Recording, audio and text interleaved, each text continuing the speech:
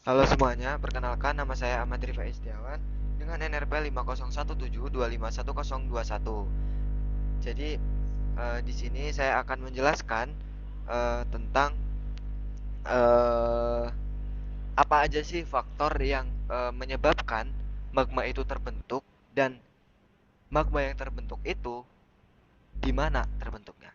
Nah, gitu.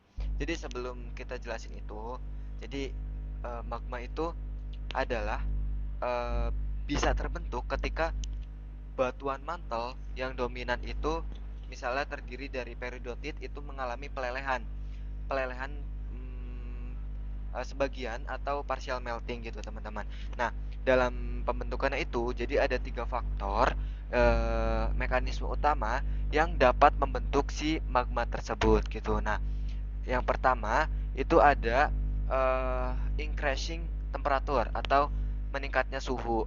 Nah, si batuan mantel itu akan meleleh jika suhunya meningkat, teman-teman.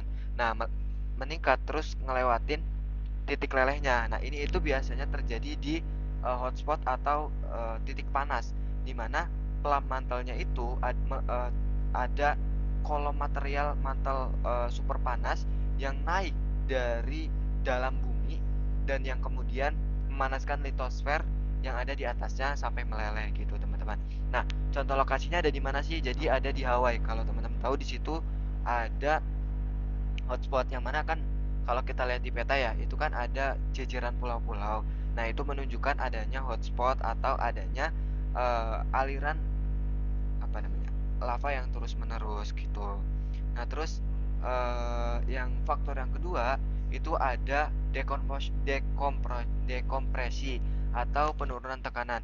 Nah, kenapa sih faktor atau penurunan tekanan itu bisa menyebabkan terbentuknya magma? Jadi gini, nah titik leleh batuan itu kan dipengaruhi tekanan ya. Nah, yang mana ketika makin tinggi tekanan kan makin tinggi juga lelehnya.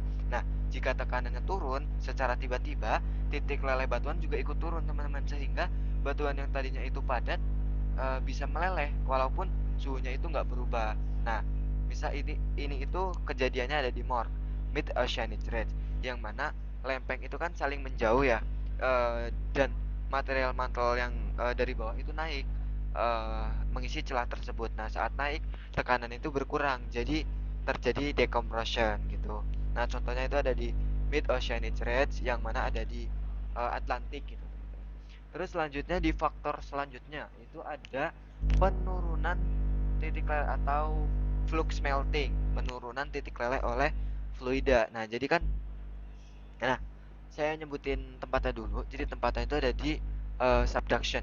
Jadi kalau mekanisme subduction itu kan pertemuan kedua lempeng ya. Nah, kedua lempeng ini lempeng samudra dan lempeng benua, yang mana lempeng samudra itu menunjam ke bawah, terus saat menunjam kan di laut ya yang namanya eh, kerak samudra.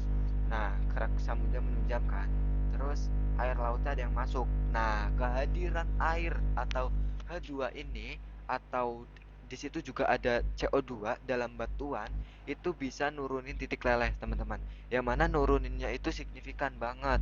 Nah, makanya kenapa si mineral hidrat yang melepaskan air ini ketika naik ke mantel yang ada di atasnya itu nurunin titik leleh dan nyebabin si proses partial meltingnya itu lebih cepat. Contoh lokasinya itu ada di eh, Andes, Jepang, Indonesia juga ada gitu, teman-teman.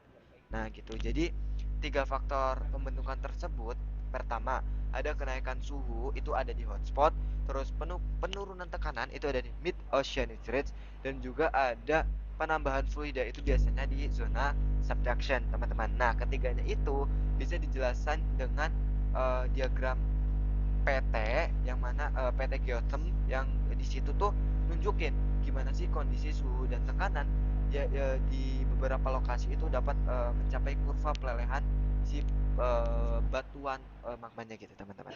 Nah, gitu mungkin dari saya. Apabila ada kekurangan saya mohon maaf. Sampai jumpa di video selanjutnya. Terima kasih.